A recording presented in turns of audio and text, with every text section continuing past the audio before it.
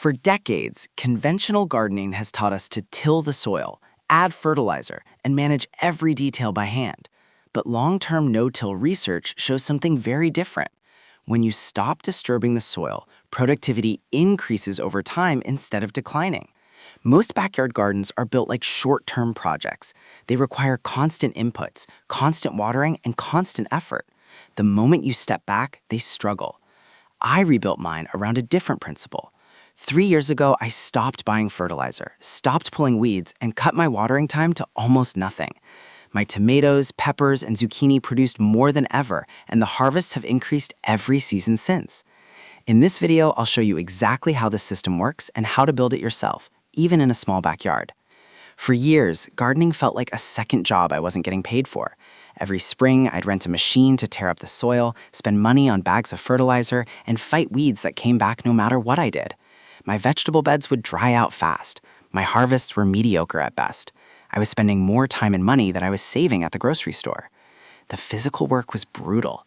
Hours spent bent over in the hot sun pulling weeds by hand, only to see them growing back every week. I'd haul heavy bags of soil amendment from the store, dump them into the garden beds, and watch a heavy rain wash all that nutrition right out of the ground. Then I'd go back and buy more bags. It was a cycle I couldn't break. My water bill during dry summer months was outrageous. I was hand watering almost every evening. Miss a few days and my plants made me pay for it.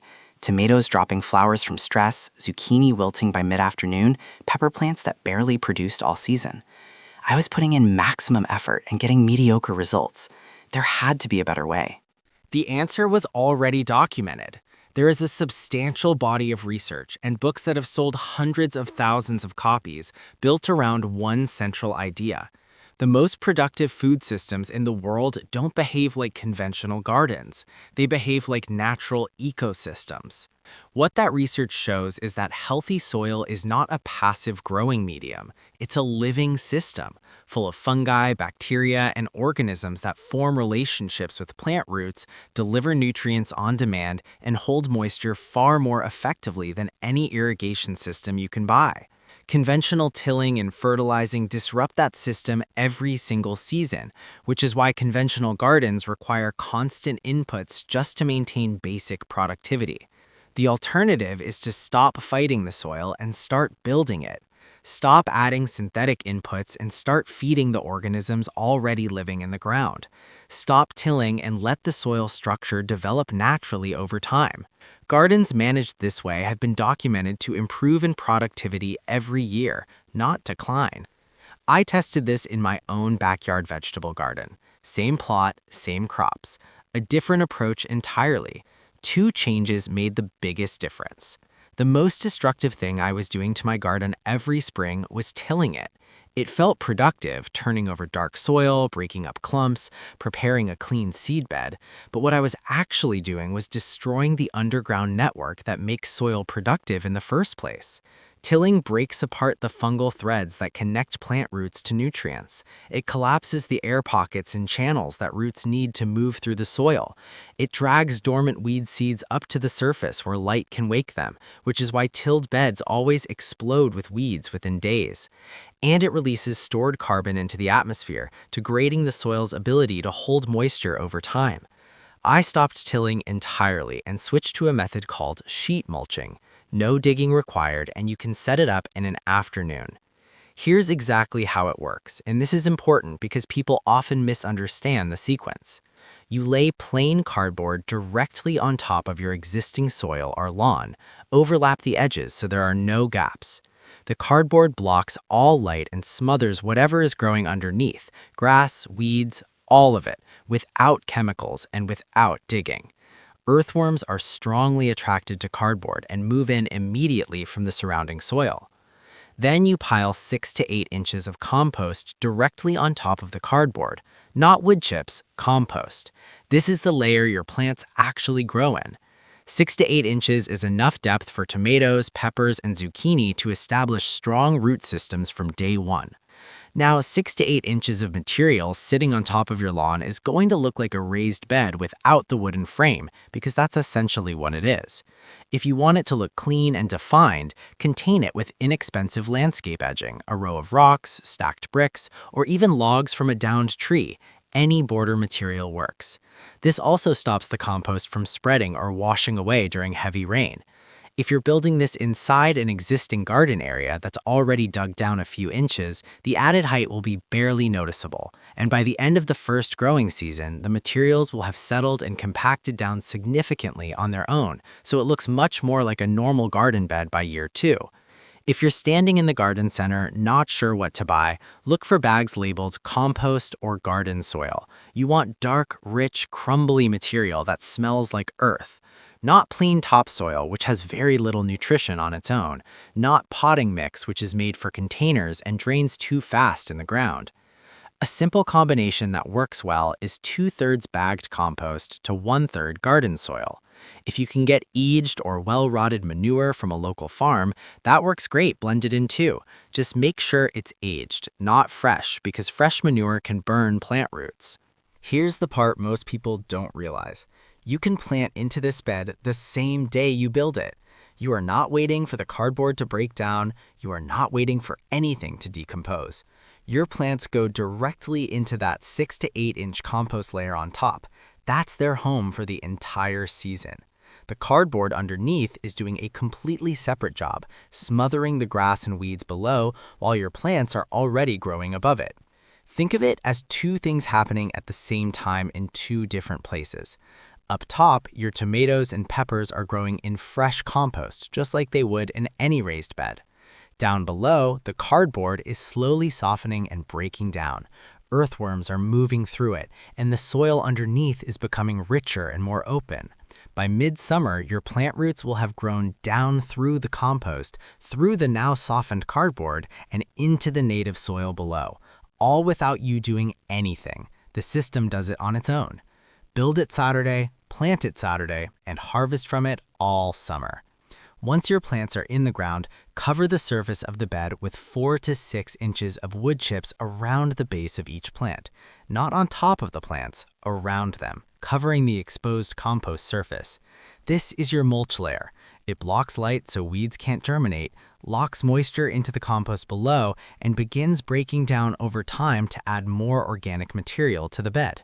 Wood chips are often available for free from local tree trimming companies. Search for a wood chip delivery service in your area. Many will drop a truckload at no charge just to offload the material.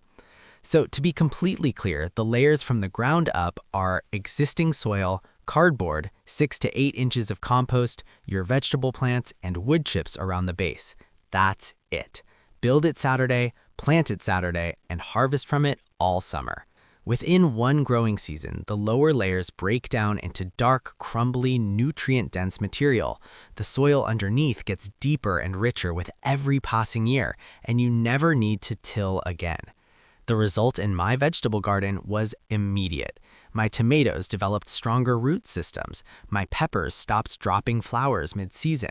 My zucchini plants looked healthier in August than they ever had in July under the old system. And the weeds almost disappeared. The thick surface layer blocks light, and without light, weed seeds can't germinate. The few that did appear pulled out in seconds because the soil underneath had become so loose and alive.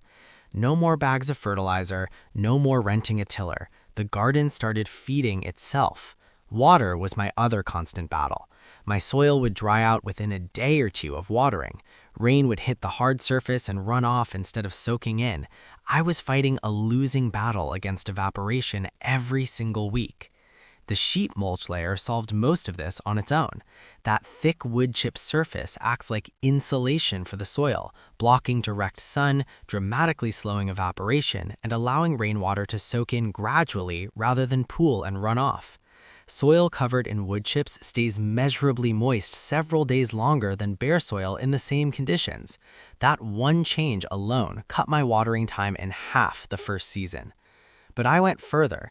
I looked at the natural slope of my yard and dug a shallow channel along the contour, following the land's natural curve rather than running straight downhill. This is called a swale. It's not a drainage ditch, it works the opposite way. When rain falls, the swale catches water that would normally run off your property and holds it in place, giving it time to soak slowly and deeply into the ground. I positioned my main vegetable beds just downhill from the swale. The deep soil moisture they can now access during dry periods is remarkable. Last summer, we went nearly 3 weeks without meaningful rain. My tomatoes and peppers kept producing. My zucchini didn't miss a beat. The year before, under the old system, 2 weeks without rain meant daily hand watering just to keep plants alive. I also added 2 rain barrels connected to my roof gutters. They fill completely during any significant rain and give me a free supply for containers and newly planted areas. Between the wood chip mulch, the swale, and the rain barrels, my garden now handles summer dry spells that would have caused serious damage under the old setup. With living soil and stored water in place, the final shift was in how I plant, and this one surprised me the most. Conventional vegetable gardening puts one type of plant in each row or bed, all tomatoes together, all peppers together, all zucchini together. That approach makes sense visually, but it creates problems. A single crop in one area is an easy target for pests. Disease spreads quickly through plants of the same type growing close together, and the soil in that bed gets depleted of the specific nutrients that crop needs season after season. Research on mixed planting, growing different crops and companion plants together in the same space, shows better yields, fewer pest problems, and healthier soil compared to single crop rows. I rebuilt my beds around this principle, and the difference was significant. My tomatoes now grow alongside basil, which research suggests can improve tomato flavor and repel certain insects, and marigolds, whose strong scent confuses and deters common tomato pests. I let a few herbs go to flower at the end of the season, dill and cilantro especially, because their small blossoms attract predatory insects that feed on aphids and other common garden pests. Free pest control that requires nothing from me. My zucchini grows near nasturtiums, which draw in aphids and keep them away from the zucchini itself, a sacrificial plant that does the job better than any spray I ever use. My peppers grow near carrots and onions, which help deter the soil pests that peppers are most vulnerable to. I fill every bare patch of soil with something useful, low-growing herbs, strawberries, or dense ground cover plants. Bare soil grows weeds, covered soil grows food. That simple rule has nearly eliminated the weeding that used to take hours every week. This approach, called a polyculture, creates a more balanced, self-regulating system. Pests can't build up as easily, soil nutrients stay more balanced, and the garden looks and feels more alive because it is. My backyard vegetable garden is unrecognizable compared to 3 years ago. The soil is dark, loose, and full of worms. I can push my hand into it several inches without effort, something that was impossible when I started. My tomatoes run through the entire season without disease pressure. My peppers produce from July through first frost. The work is almost gone. I don't till, I barely weed, I water a fraction of what I used to. A couple of times a season, I add a fresh layer of wood chips and compost on top of the beds. That's the majority of my maintenance. And my grocery bill during the growing season has dropped noticeably. Fresh tomatoes, peppers, and zucchini from late June through October from a standard backyard plot with less effort than I was putting in when I was getting mediocre results. You don't need a large yard to do this. You don't need expensive equipment or a big budget for supplies. You need cardboard, free wood chips, compost, and a willingness to stop doing things the conventional way. Start with one bed this season. Lay the cardboard down, add the layers, plant your tomatoes, peppers, or zucchini into it, and watch what happens. This system builds itself from there. If you want to take this further, my next video walks you through exactly how to build a victory garden that feeds your family year-round. I'll show you how to plan your beds, what to plant, and how to keep it producing in every season. Click the video on screen now, and I'll see you over there.